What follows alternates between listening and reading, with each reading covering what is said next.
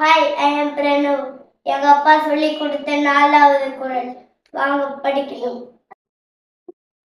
வேண்டுதல் வேண்டாமை இலானடி சேர்ந்தார்க்கு யாண்டும் இடும்பை இல்ல.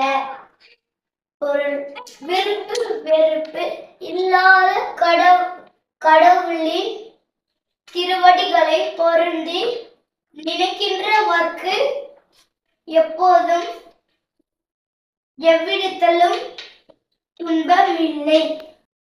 பார்க்காம சொல்லுங்க பார்க்கலாம். இப்போ 4 குறளையும் சேர்த்து சொல்லுங்க. அகர முதல் எழுத்தெல்லாம் ஆதி பகவான் முதற்றே உலகு. கற்றதனால் ஆய பயனின் கொள் வாழறிவன் நன்றால் துழா எனின். மலர்மிசை ஏகினான் மாமனானை சேர்ந்தார்